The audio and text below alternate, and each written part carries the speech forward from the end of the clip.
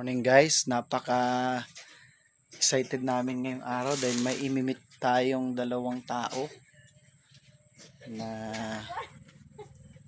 gusto natin magkaroon ng fellowship. So yun, kami ni Mami, nakaligo na ako, nakaligo na rin si Mami.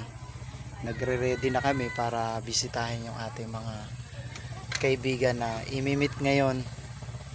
So yun, pumunta sila, kailan ba yun?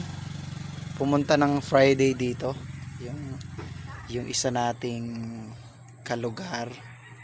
Matagal ko na siyang kilala, kaya lang bata pa ako noon. Nag-meet na kami pero hindi ko inaasahan. Ngayon medyo matanda na siya, nag-meet kami uli at gusto niya ng fellowship.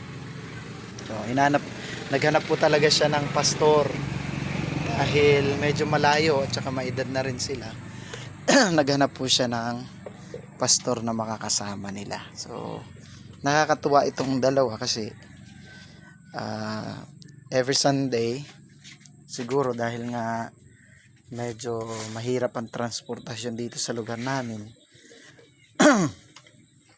hindi po sila makapagsimba doon sa sa Baong. May mga kakilala rin sila dyan na pastor, pero hindi sila makapunta dahil nga malayo. Ayun. So naghanap siya dito ng church, kaya lang alam nyo naman yung ating church sa ngayon, church building ay ginagawa pa lang.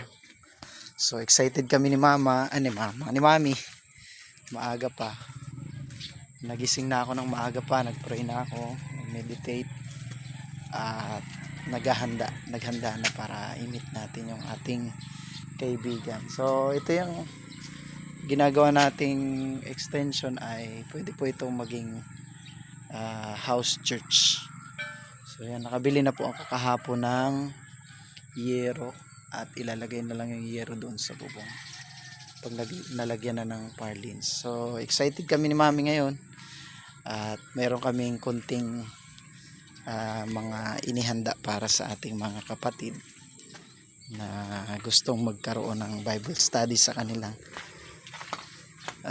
lugar. So yun, ayan, ito may dala kami ni Mami. Ayan, kunting pasalubong sa kanila.